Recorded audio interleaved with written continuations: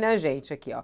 Vamos falar sobre Gilmar Mendes. Essa é a manchete da Folha Online nesse momento, sobre a situação. A gente vai voltar no caso de Bolsonaro e o julgamento do Bolsonaro no Supremo Tribunal Federal. Hoje o jornal Folha de São Paulo traz aqui uma reportagem muito interessante falando sobre as opiniões de Gilmar Mendes sobre Bolsonaro antes do Supremo Tribunal Federal julgar casos. E com isso abre um debate no meio jurídico sobre a imparcialidade. O ministro já foi questionado anteriormente por antecipar opiniões e agora alguns juristas trazem aí a questão de um afastamento, né, de ele ser afastado desses casos justamente pelas opiniões que ele já trouxe, né? E a gente até já trouxe essa discussão aqui com o próprio ministro Flávio Dino, que disse que não se sente incapaz de julgar Bolsonaro pelas opiniões que ele já deu e já disse. Todos eles ali já trouxeram opiniões. Essa foi uma fala de Flávio Dino ao vivo aqui pra gente no All News. Mas vamos até relembrar uma das falas de Gilmar Mendes, ele quando falou sobre o ato de Bolsonaro na Avenida Paulista e quando Bolsonaro citou a tal minuta. E ele disse que aquilo parecia realmente uma confissão. Ele falou, me parece uma confissão. Vamos assistir uma dessas opiniões de Gilmar Mendes. E em relação ao fato dele ter declarado que agora é golpe porque tem uma minuta de um decreto de estado de defesa, golpe usando a Constituição, algumas pessoas leram isso como uma confissão, de que ele admite que existia essa minuta, né? Eu acho que ele até disse mais do que isso, né? Teria dito que teria minutas que teriam que ser submetidas ao Conselho da República e ao Congresso Sim, Nacional, não é isso? sim, É, sim. e, O senhor vê isso como uma confissão de que ele sabia da existência desses documentos? parece que sim, que todos sabiam, né? E se a gente olhar aquele contexto, eu vi mais de uma vez aquela fatídica reunião. Eu acho que, inclusive, os seus partícipes devem se envergonhar de terem dela participado. É, eu acho aqueles que, de fato, não têm nada mais com isso, mas devem botar na sua biografia como uma nota negativa. Mas se nós olharmos aquela reunião, nós vamos ver que não se tratava de um grupo que estava ensaiando um domingo no parque. Tá aí, essa foi apenas uma das declarações, tem muitas outras declarações de Gilmar Mendes a respeito de Bolsonaro, né? A lei orgânica da magistratura nacional, ela veda aos magistrados manifestar, tá aqui ó, abre aspas, manifestar por qualquer meio de comunicação, opinião sobre o processo pendente de julgamento, seu ou de outrem.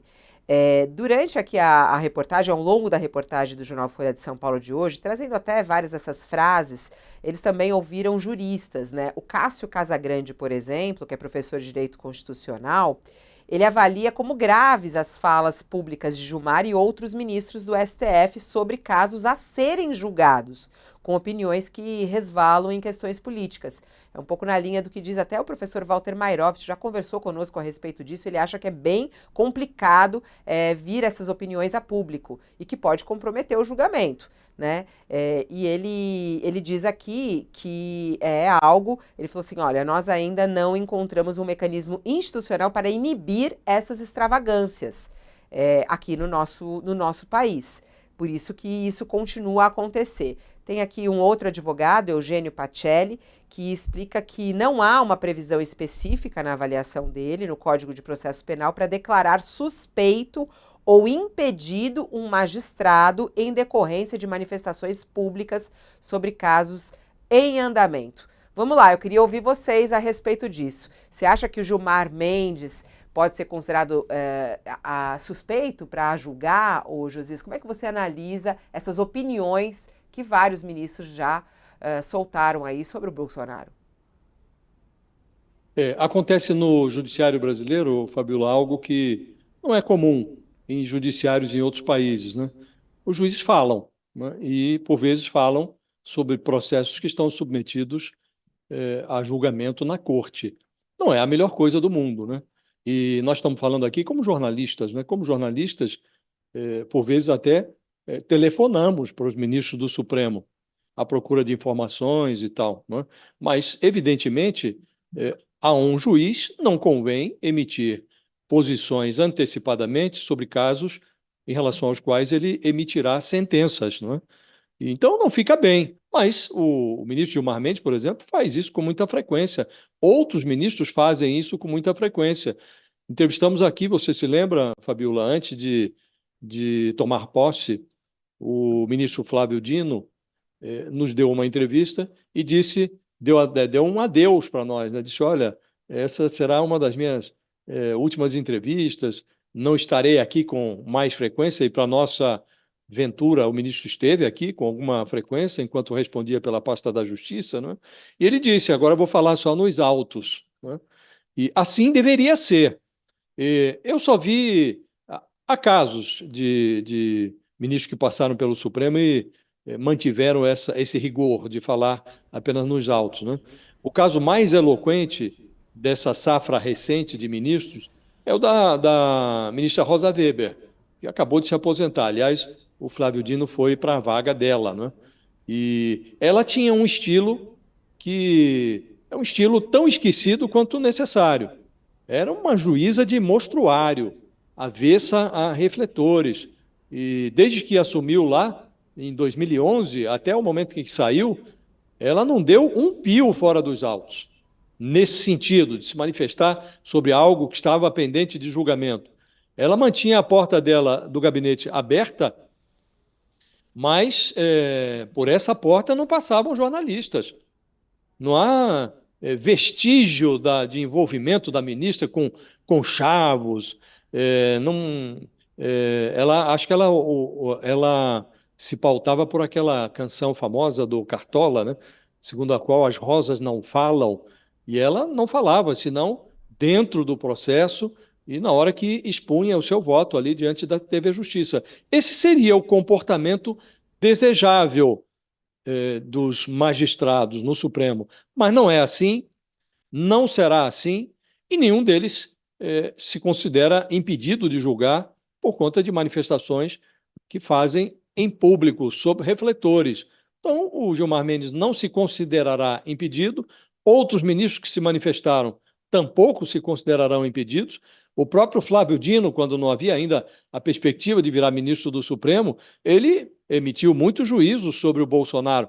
É verdade que ele tinha sempre o cuidado de dizer que, do ponto de vista político, a responsabilização do Bolsonaro já estava demonstrada, mas era preciso aguardar o final das investigações para aquilatar, para aferir a responsabilização judicial, criminal. Ele fazia sempre essa ressalva, mas era muito forte.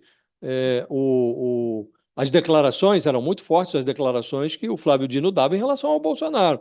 Nem por isso ele se considerará impedido. Então, é essa a realidade brasileira.